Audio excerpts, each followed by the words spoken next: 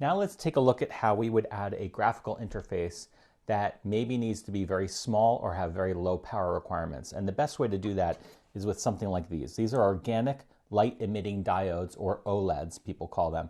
This one happens to be full color with an SD card on the back. Really beautiful display. This is a single color, no SD card. Uses quite a few pins. Today we're going to look at this one. This is a 128 by 32 pixel display. It's an OLED. And why are these low power? The main reason is because you don't need a backlight for these. They will actually be very legible with no LED behind them or any kind of backlighting. So let's hook this one up. It works with I2C, so it's extremely simple. Only needs about 4 wires, 3 to communicate and some power. And let's put it right about there. I'll unplug my Arduino and we'll hook this up.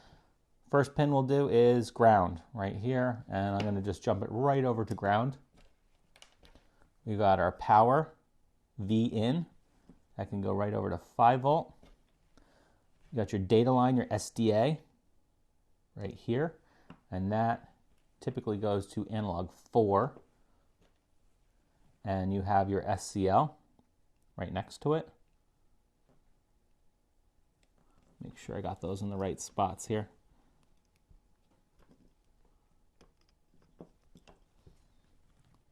SCL is right there. That's your clock. That goes into analog 5. And the RST right here. And that goes into digital pin 4. And that is all you need. You have the 3 communication lines and your power. And once we install the library, we should be able to use this. Now I should say this one is one color. This one has a few more pins you'll need to hook up. But I like this one because I'm going to show you right now. Here's a penny for scale.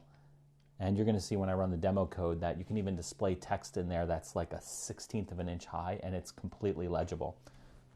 So let's go ahead and install the library.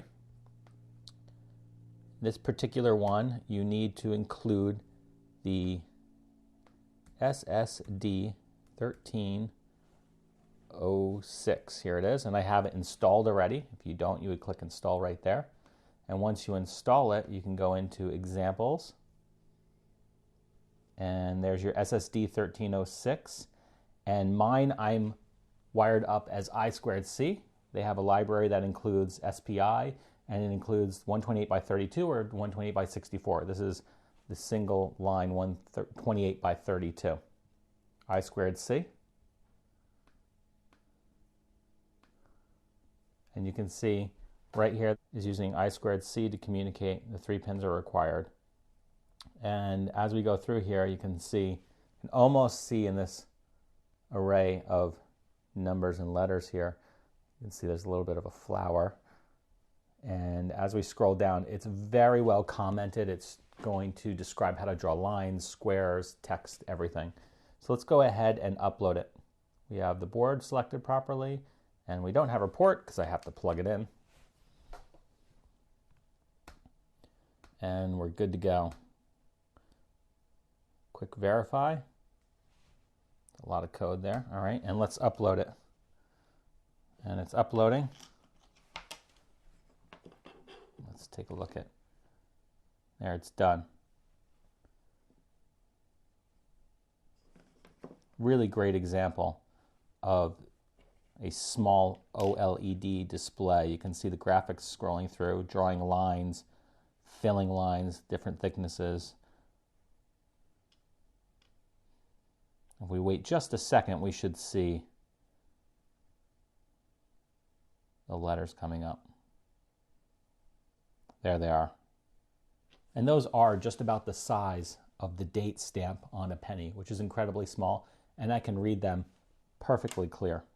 Here's an animation. You can see the refresh rate is quite slow, but if you are constrained with power or constrained with size, an OLED running I2C could be the perfect solution for your prototype.